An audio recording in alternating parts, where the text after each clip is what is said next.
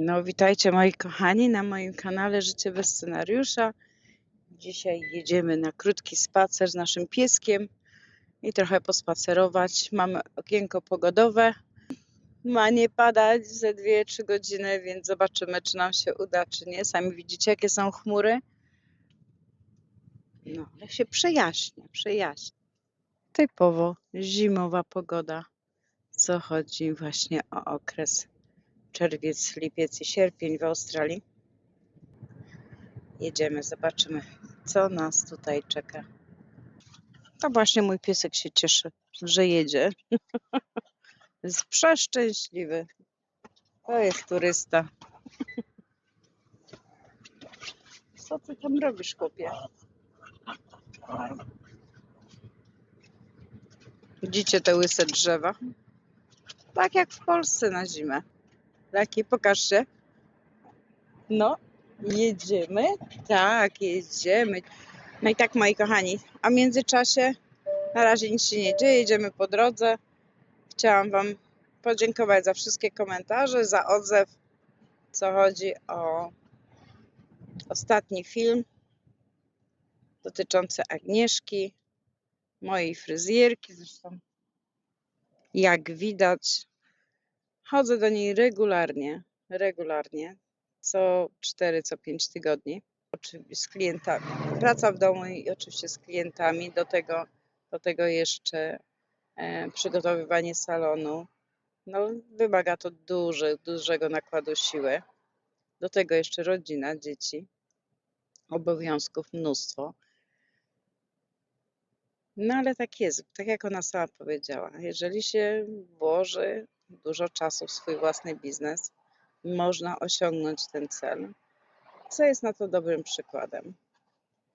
W naszym przypadku też było tak, że mój mąż na początku miał swoją własną firmę tutaj. Miał firmę założoną jako renowację domów. Były w to łazienki, kafelkowanie, malowanie. Jakaś mucha mi tu wpadła. Czekaj, dziękuję. No i też na początku była to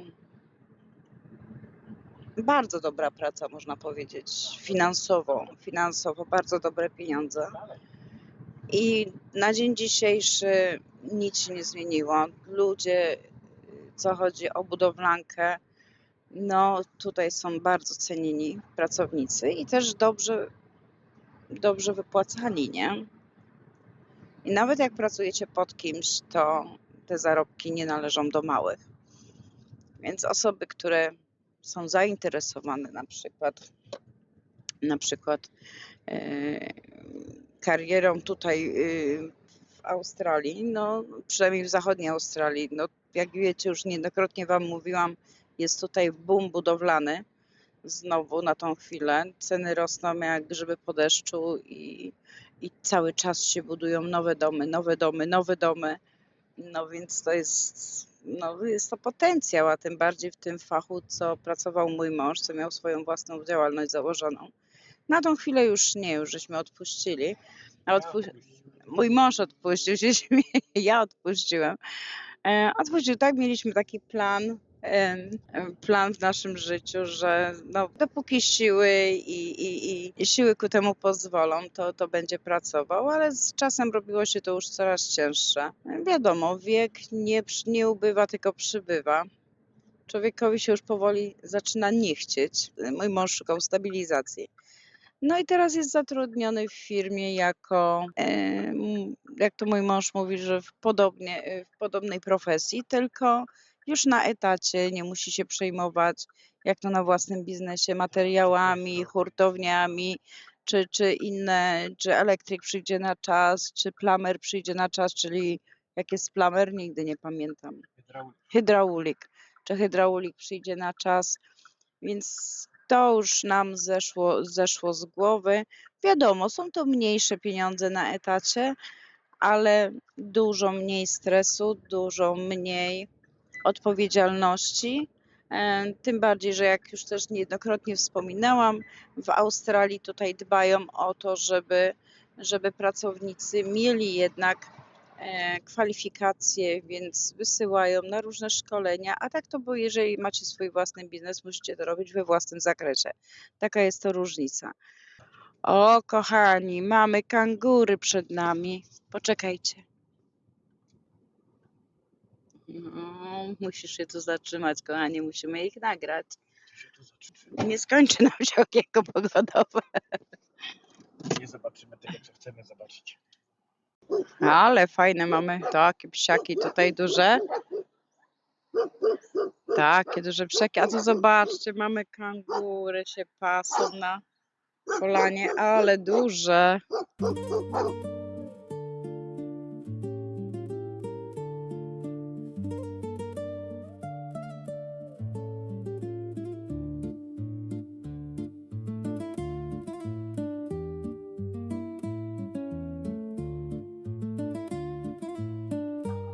Patrzcie, ile ich tam leży.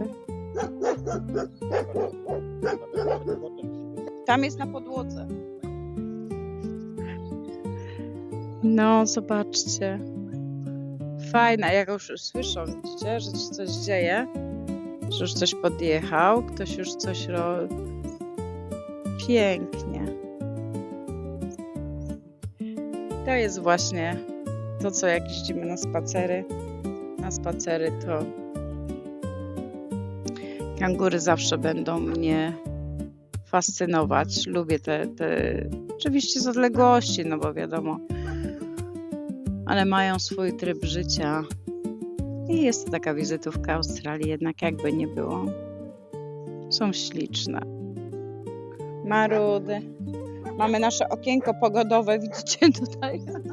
Pokażę wam. Tu chmury. Gdzie? Nie, będzie dobrze. Jedziemy dalej. Ja pierwszą muszę kangury sobie popatrzeć. Zawsze mnie fascynują, więc jak obserwują, co tu się dzieje, co oni tutaj kombinują, ci ludzie. Sorry, psiaki duże. No ale bronią swojej posesji. Co ma sens. Śliczności. Chodźcie, to jest ich pora odpoczynku. A o godzinie 5 po południu dopiero zaczną żery. Cudaki. Dobra, jedziemy dalej, bo nam się okienko pogodowe jednak skończy. No i wracając do naszego tematu pracy na własnym biznesie tutaj w Australii. No my na początku po wizie studenckiej udało nam się jednak przetrwać te finansowe opłaty, które były dosyć duże. I wszyscy, którzy byli na studenckiej wizie, czy myślą o studenckiej wizie, no nie jest to łatwa wiza, ale właśnie przez to, że macie ograniczenia godzinowe, praca właśnie na swoim rozrachunku, czyli mieć swój własny biznes jednoosobowy, no daje pewne możliwości, dlatego że w tygodniu chodzicie do szkoły na przykład, a w weekendy na przykład tak sobie organizujecie pracę, że przez weekendy pracujecie. I wtedy, bo nie jest to powiedziane, że musicie zrobić 24 godziny w całym tygodniu. Jest powiedziane, że musicie zrobić 24 godziny w tygodniu, a nie możecie zrobić ich w 3 dni. Jest taka możliwość i to daje dużo taką właśnie rozbieżność, że można sobie na to pozwolić. 14 lat pracowałeś, miałeś swój własny biznes. Tak. 14 lat był na swoim własnym rozrachunku, a od 4 lat śmiejemy się, że decyzja tak naprawdę zapadła, jak nasza córka wyszła za mąż. Starsza nasza córka wyszła za mąż. I stwierdziliśmy, że musimy już zwolnić, dzieci już były odchowane i po co nam aż tyle, że zawsze żeśmy się śmiali, że my to już milionerami nie będziemy, a tutaj taka niespodzianka, bo teraz ceny domów poszły tak do góry, tak poszły do góry, że prawie zbliżamy się do miliona, więc się śmiejemy, że no, po raz drugi jesteśmy w życiu milionerami, bo pierwszy raz byliśmy jeszcze przed wymianą pieniędzy w 1992 roku, jeszcze przed całą tą denominacją. Mieliśmy 113 milionów. 212 milionów zapłaciłam za mieszkanie w Polsce, więc wiecie, to wtedy byliśmy milionerami. W bardzo młodym wieku, bo mieliśmy ile? Tak, ja miałam 21, mój mąż mówi jedno, nie, myślę jedno, mówię drugie. No, teraz sobie jedziemy do buszu na krótki spacerek, a zobaczcie, te chmury nie są za ciekawe, czy będziemy w aucie siedzieć. No tak, tutaj w takim buszu trzeba uważać, jak się jedzie. Tak jak mój mąż tutaj mi podpowiada, że no, jednak kangury mimo wszystko. Niby to jest ich pora spania, nie żerowania, ale jednak mogą przekicać nam przez drogę, no a spotkanie z takim kangurem, z samochodem, no dla samochodu nie jest to dobre. Ani dla kangura, ani dla samochodu. Wow, patrzcie ilu ludzi. Myśleliśmy, że nie będzie nikogo w taką pogodę, a tu... Damy radę zaparkować. No wyszliśmy, kochani, z auta.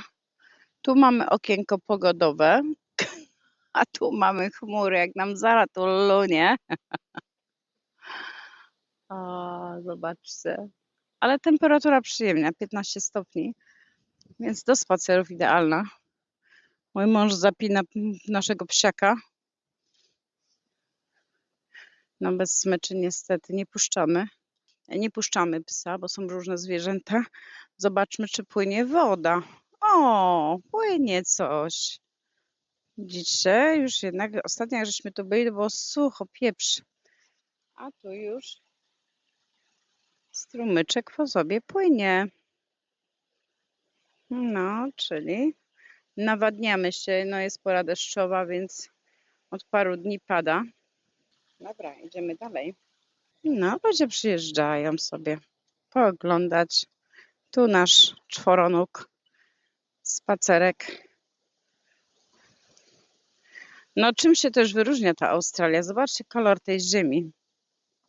Wszystko takie pomarańczowo, takie rdzawe. Ma to swój urok. Zobaczcie, ile tu jest wolaki. Uważaj. Patrzcie, ile wody mamy. Nie wiem, czy uda nam się wejść tam do góry. Na razie błota tu nie widzę, ale zobaczymy. A strumyczek sobie płynie, więc idziemy. Tu jest to oczko pogodowe. No, mąż wymyślił, że mamy oczko pogodowe, więc idziemy na szybki spacerek. Odetchnąć po całym tygodniu ciężkiej pracy. No bo jakby nie było, nawet jak pracujemy na etacie, jednak trzeba się troszeczkę, jak to mówią, zresetować.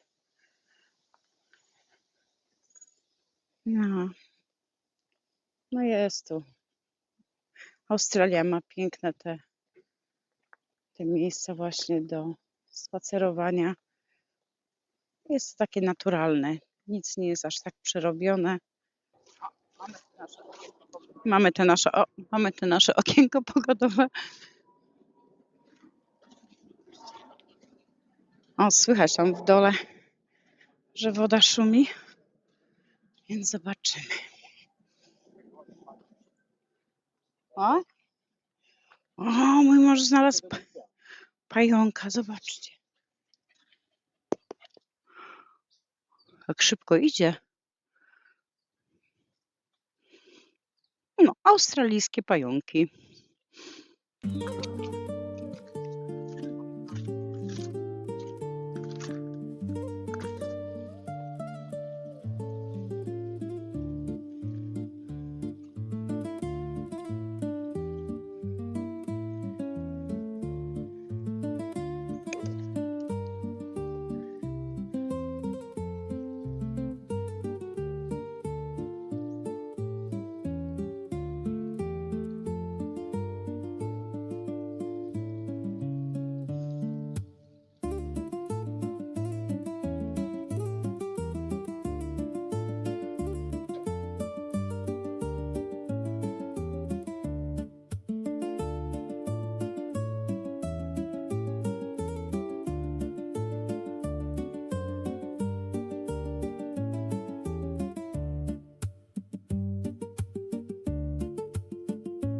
A tam przed nami City.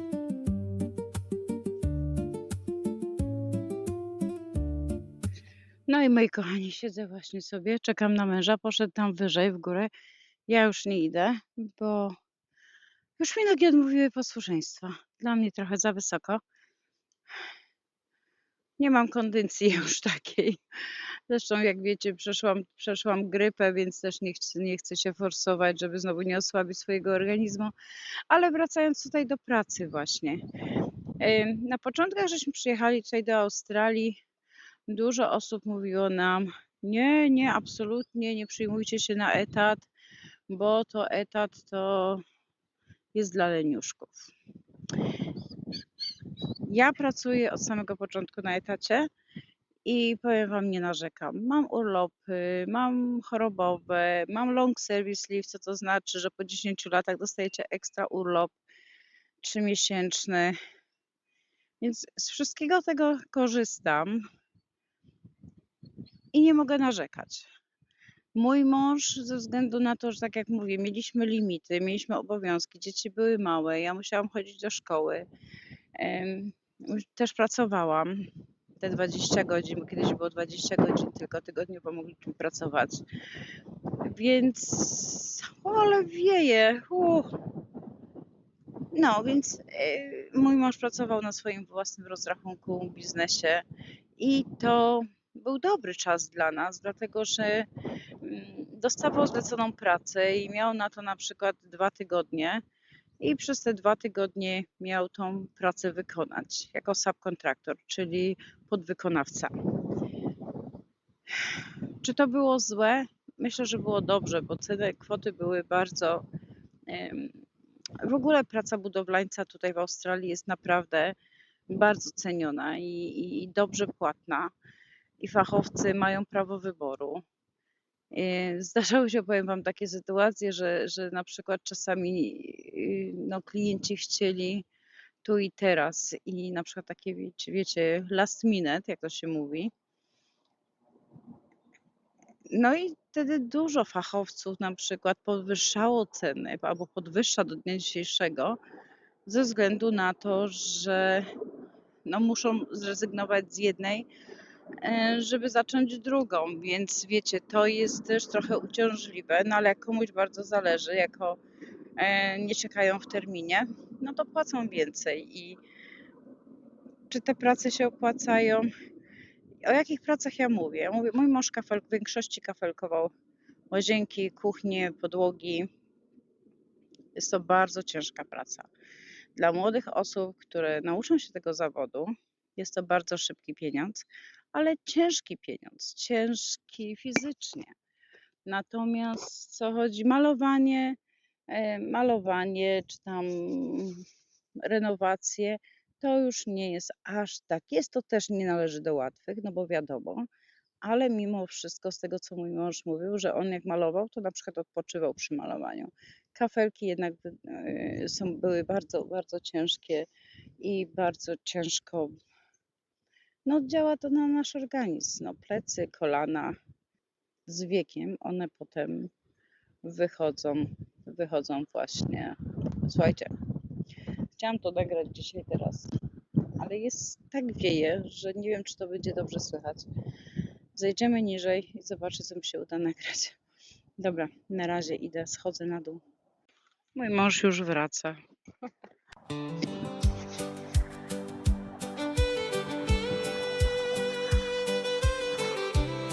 Zima po australijsku.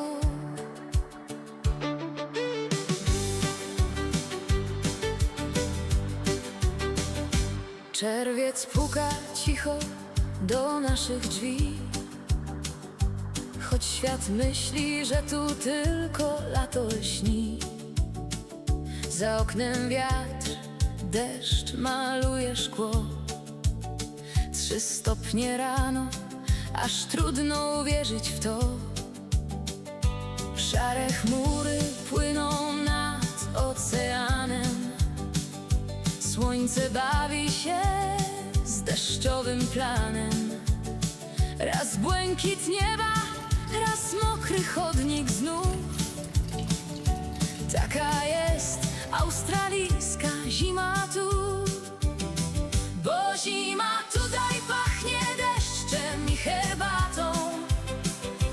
między kroplami spaceruję z wiarą na jutro. W domu płonie kominek, ogień cicho gra. Książka, ciepły koc i czas, który tylko dla nas trwa. Od czerwca aż do sierpnia płynie własny czas. Nie ma śniegu, lecz swój urok ma każdy dzień i blask. Australia zimą uczy, że po deszczu przychodzi słońce. I nawet gdy niebo szare, zawsze wraca promień. Poranek w pracy zaczyna nowy dzień. Para z kubka tańczy, ciepło otula mnie. Na ulicach mokrych odbija się świat, a wiatr opowiada swój zimowy szept. Wieczorem razem przy kominku siadamy. Płomienie tańczą, cicho rozmawiamy. Za oknem deszcz wystukuje swój rytm, a w naszym domu mieszka spokój i ciepłe dni. Choć daleko od polskich zim, tutaj także ma swój rytm każdy dzień. Deszcz i słońce tańczą razem tak, a kominek rozświetla każdy zimowy zmrok. Niech pada deszcz, niech wieje wiatr, w domu płonie kominek i spokojny świat. Kubek herbaty, dobra książka, kilka marzeń w tle. To moja zima w Australii, właśnie taka jest. Bo szczęście nie zależy od śnieżnych, białych dróg. Czasem mieszka przy kominku, gdy za oknem szumi deszcz i wiatr. Od czerwca aż do sierpnia serce mówi mi, że każda pora roku ma najpiękniejsze dni.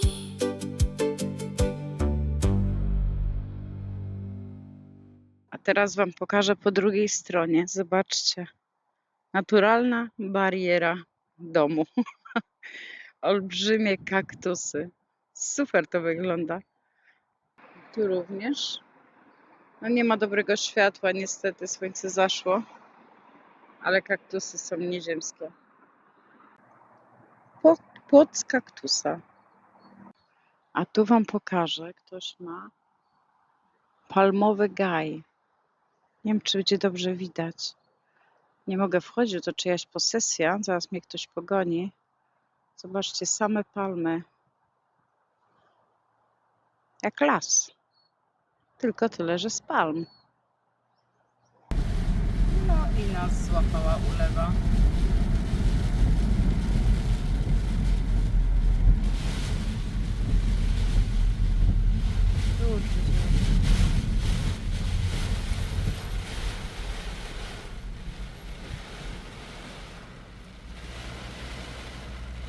Moi kochani, wróciliśmy właśnie ze spaceru.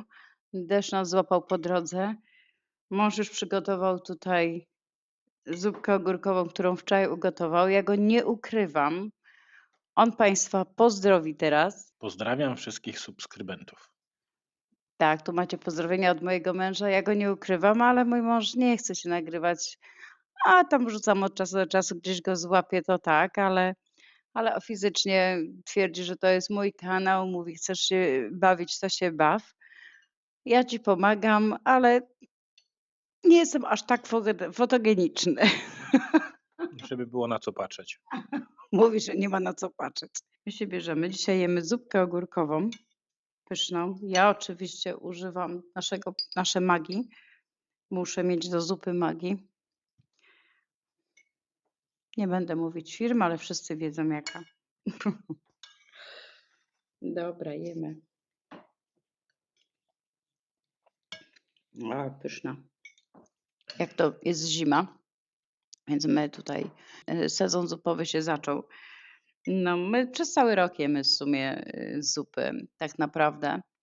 My lubimy zupy. Nasze córki też lubią zupy. Australijczycy niekoniecznie. Oni tylko mają pumpkin soup albo chicken soup, czyli tak można powiedzieć rosół. Mają też warzywne zupy, ale nie na mięsie, tylko na warzywach.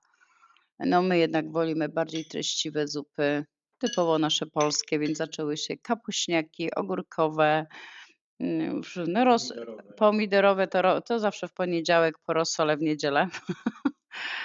No, a my oczywiście cały Fasolowe. czas na mięśnie gotujemy. Mąż wczoraj gotował tą zupkę, pyszna. Spróbowałam, fajnie. Pytałam się, ile słoików ogórków dał, powiedział 2.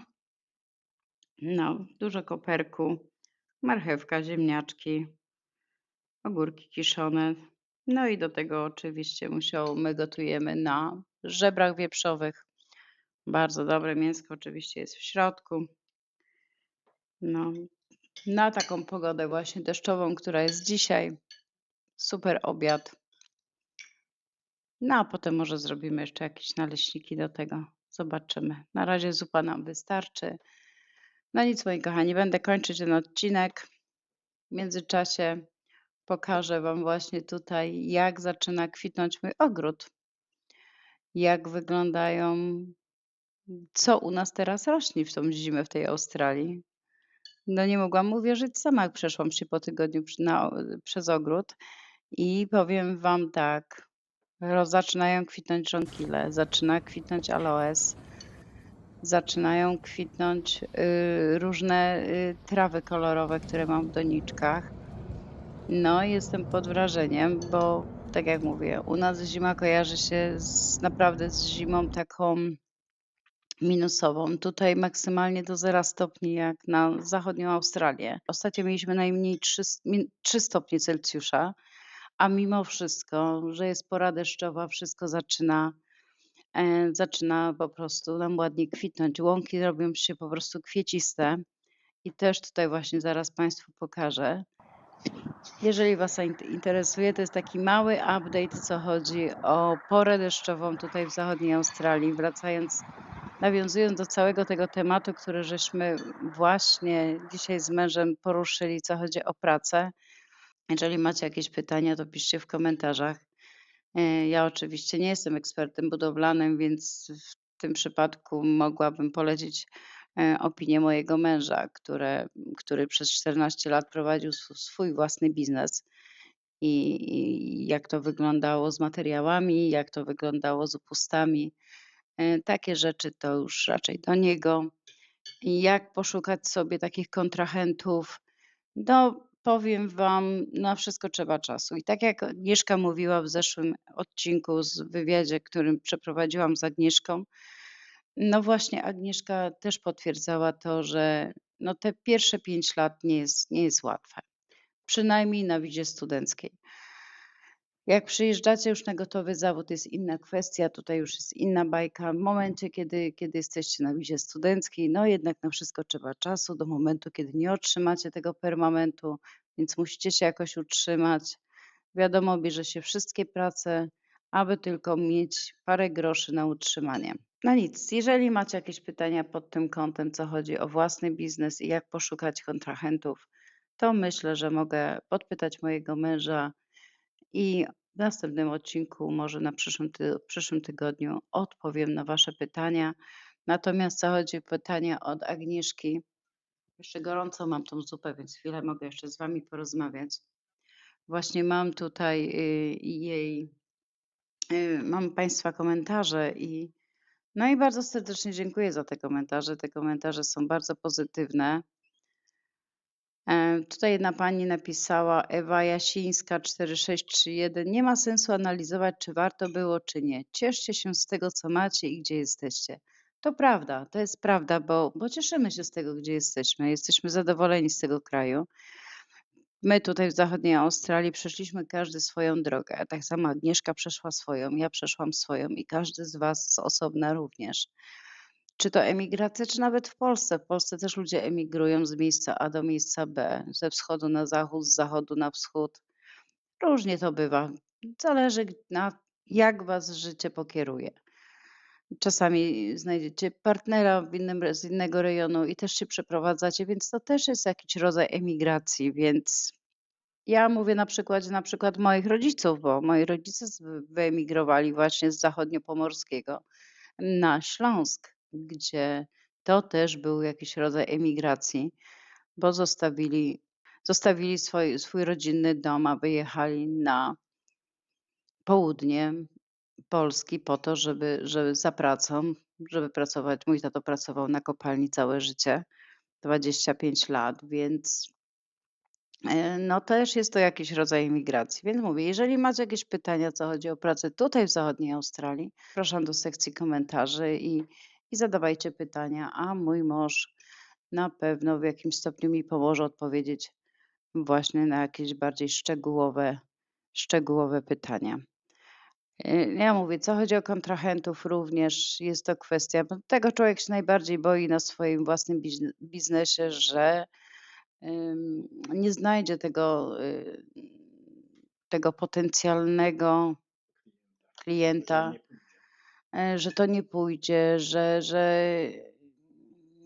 no nikt mnie nie zna. No to jest prawda, dlatego zaczynamy załapywać się na najprostsze prace, a później tak, wyrabiamy sobie, tak jak mąż mi tu podpowiada, wyrabiamy sobie renomę, wyrabiamy sobie, ludzie wyrabiają o nas zdanie, pokazujemy, co umiemy, bo do momentu, kiedy was nikt nie doceni, no ciężko jest cokolwiek w nowym kraju, nawet w każdym jednym biznesie zdobyć tą klientelę, ale później pocztą pantoflową idzie to po prostu bardzo szybko i automatycznie. Ja nie mówię tylko o Polakach, bo to chodzi o różne narodowości. Tak samo Australijczycy polecają później od osoby do osoby, z rodziny, kuzyni kuzynów, czy tam przyjaciół. I to potem się już tak kręci, ale te pierwsze 3 lata, moim zdaniem pierwsze 3 lata są najgorsze. Najgorsze, żeby sobie zbudować tą klientelę i myślę, że to jest w każdym zawodzie.